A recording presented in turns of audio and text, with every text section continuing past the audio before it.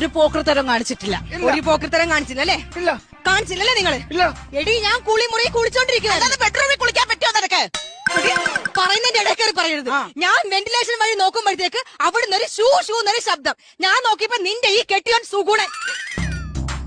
നീ മാറ്.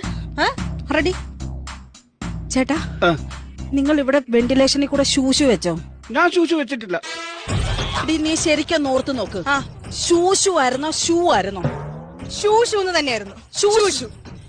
ചേട്ടാ സത്യം പറ, നിങ്ങൾ ഇവിടെ വെന്റിലേഷനിൽ പോയി ഷൂഷു വെച്ചോ? സുധേ, രജനിയുടെ പേര് എനിക്ക് അറിയാമോ? അറിയാം. രജനെ അറിയാൻ വയ്യാത്തവരല്ലേ ഷൂഷു എന്ന് വെക്കണ്ടു?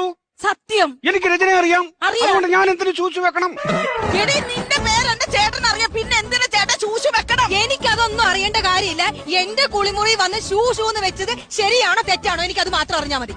ആഹാ, ശരിയാണോ തെറ്റാണോ എന്ന് നീ കാണിച്ച ശരിയാണോ? എന്ത്? ഞാൻ വെന്റിലേഷനിൽ കൂടെ നോക്കിയപ്പം നീ കുളിക്കാൻ കയറി വന്നത് ശരിയാണോ? അത് ശരിയാണോ? ചോയിലടി, ചോയിലടി.